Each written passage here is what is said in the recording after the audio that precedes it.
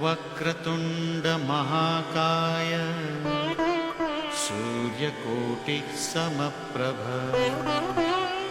निर्विघ्नं कुरु मे देव सर्वकार्येषु सर्वदा।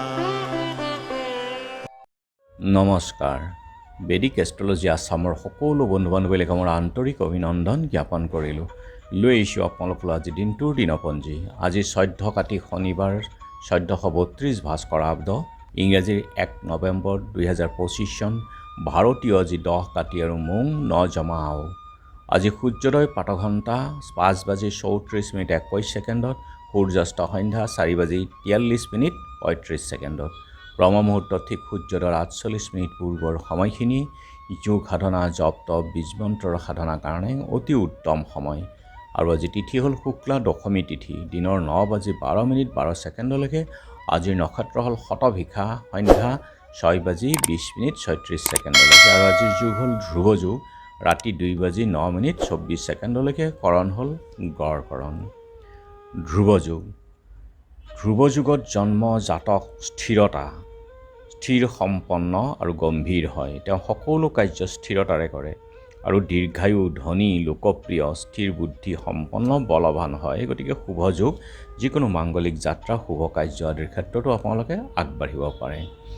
আৰু এতিয়া চাওঁ হওক আজিৰ গ্ৰহগণৰ অৱস্থান। ৰবি বহি আছে আজি তুলা ৰাশিত, মংগল আৰু বুধ বৃশ্চিক ৰাশিত, উচ্চ হৈ বহি আছে বৃহস্পতি কৰ্কট ৰাশিত, শুক্ৰ আছে কন্যা ৰাশিত, শনি আছে মীন ৰাশিত, ৰাহু কুম্ভত, কেতু আছে সিংহ ৰাশিত আৰু আজি চন্দ্ৰও বহি আছে কুম্ভ ৰাশিতেই। গতিকে আজিৰ জন্মজাতকৰ ৰাশি হ'ব কুম্ভ ৰাশি, বৈশ্যবৰ্ণ, মতান্তৰে শূদ্ৰবৰ্ণ, হুতাসন যোগ, দেৱাৰীগণ, নৰা অস্থি, অষ্টোত্তৰী আৰু বিংশোত্তৰী ৰাহুৰ দশা। সন্ধ্যা 6:20:36 নৰগণ, বিংশোত্তৰী বৃহস্পতিৰ দশা। আজি আদ্যৰিটো হ'লে 12 দিনীয়া দুৰ্ভগা যুগ, মৰণোদ্যোগ একপাদ।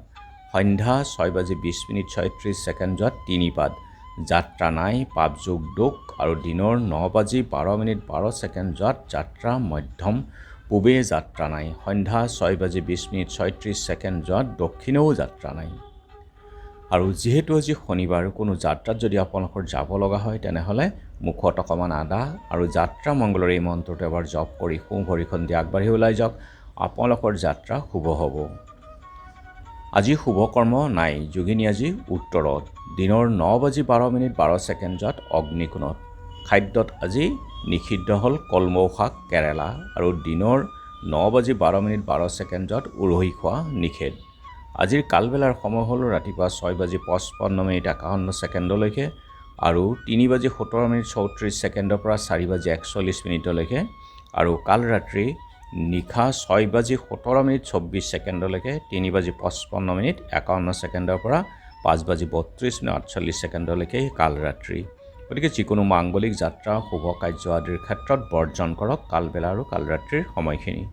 আজিৰ মহেন্দ্ৰ যুগ হ'ল দিনৰ 2:19 পৰা 3:12 আৰু অমৃত যুগ ৰাতিপুৱা 6:34 7:17 পৰা 9:23 11:34 পৰা 2:18 3:08 পৰা 4:10 12:32 পৰা 2:19 পৰ্যন্ত আছে।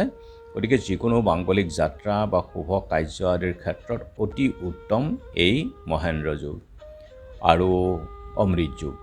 আজি একাদশীৰ একদিষ্ট সন্দীপন, স্মাৰ্টমতে দেৱ প্ৰবোধনী কৃত্য ভীষ্ম পঞ্চক ৰক পঞ্চক।